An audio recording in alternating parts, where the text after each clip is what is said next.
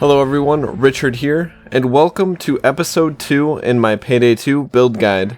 In this video, we'll be taking a step back in time and into the jungles of Vietnam, the spearhead of the American forces sent to defeat the NVA and the Viet Cong, the US Rifleman circa 1969. Whether they be enlisted men of the US Marines or drafted soldiers in the Army, Riflemen represented the bulk of U.S. forces in Vietnam. By this time in the war, both the U.S. Army and the U.S. Marine Corps had fully adopted the M16 platform and was originally quite a controversial replacement for the M14.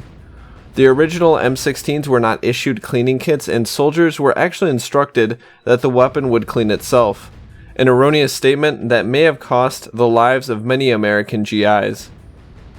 However, by 1969, improvements to the weapon system and the issuing of cleaning kits ironed out most of these issues, and the M16 proved to be a very formidable platform indeed.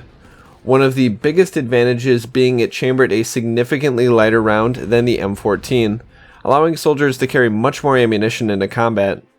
The 5.56 by 45mm NATO round chambered by the M16 also had a very devastating ballistic profile, the bullet itself deforming on impact, causing significant trauma to its target. The American Rifleman also carried the venerable M1911 as his sidearm, a reliable and powerful .45 caliber pistol that had been in service with the US military since World War I. While this build may not be as competitive as the Spetsnaz build, it will still be playable and offers a bit of challenge for those who seek it. The primary weapon for this build will be the AMR-16, which is itself based on the AR-15 M16 platform. We will be using modifications to make it visually resemble the M16A1 that soldiers carried during Vietnam, taking advantage of some modifications that improve weapon performance while not dramatically affecting its appearance. Our list of modifications include the long barrel, fire breather nozzle, blast from the past handguard, rubber grip, mil-spec magazine, and finally the exotic receiver. This will bring its base stats up considerably and raise weapon damage past the all-important 40 threshold. While the fire breather and exotic receiver may not be true to life for the Vietnam era M16, they do add a bit of punch without ruining the classic charm of the rifle.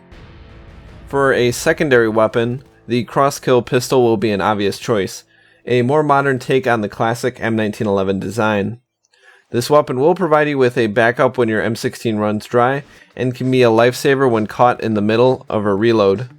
Remember, switching to your pistol is always faster than reloading. The modifications to this weapon are much simpler, as we will only be using a few modifications to preserve a more realistic look. The polymer pistol light, the bling grip, and marksman sights will be the only additions to this weapon, giving it a more vintage look.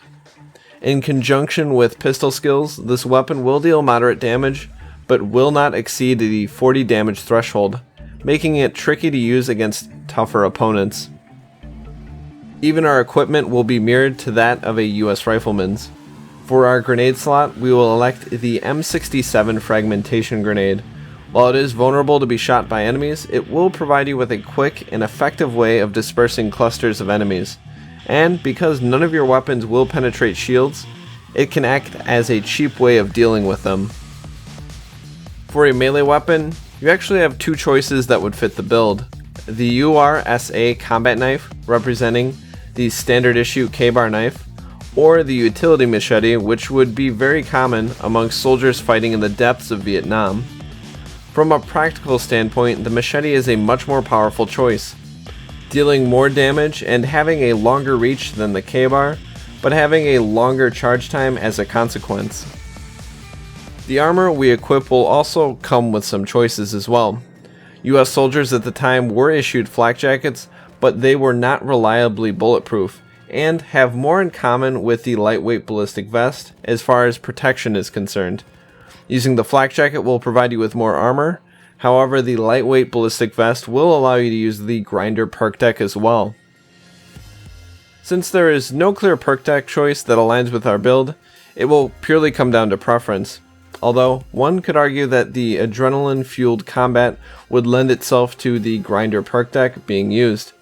I found myself using the Muscle perk deck when equipping the Flak Jacket, and the Grinder perk deck when using the Lightweight Ballistic Vest.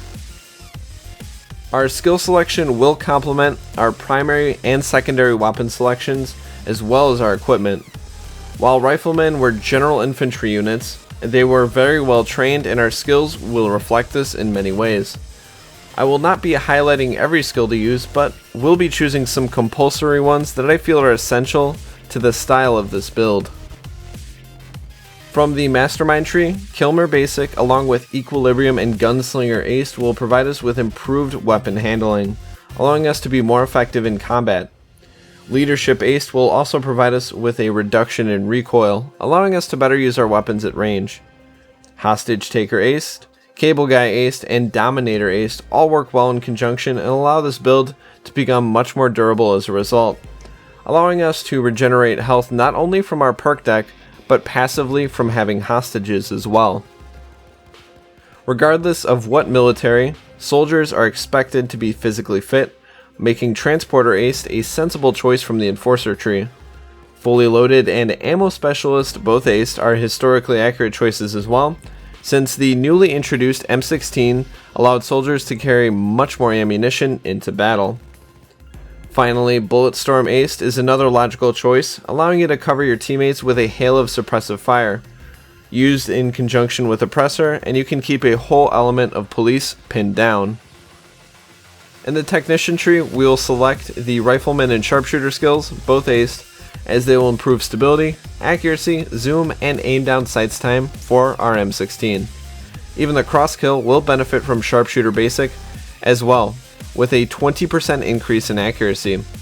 Finally, in the Ghost skill tree, Sprinter Aced, Fast Hands Aced, and Shinobi Basic will dramatically improve our mobility and let us secure loot quicker, both of which are essentials I seldom go heisting without. Carrying into battle his Sweet 16 and M1911, the US Riflemen were equipped with some of the finest military hardware. While a bit dated for modern combat, their training and discipline proved to be a devastating combination, even in the face of an unseen and devoted enemy. As Riflemen have been for centuries, these soldiers were the tip of the spear. While a rifle may be a very powerful implement of battle, without a soldier behind it, it is useless. Thank you very much for watching. My name, once again, is Richard, and until next time, farewell.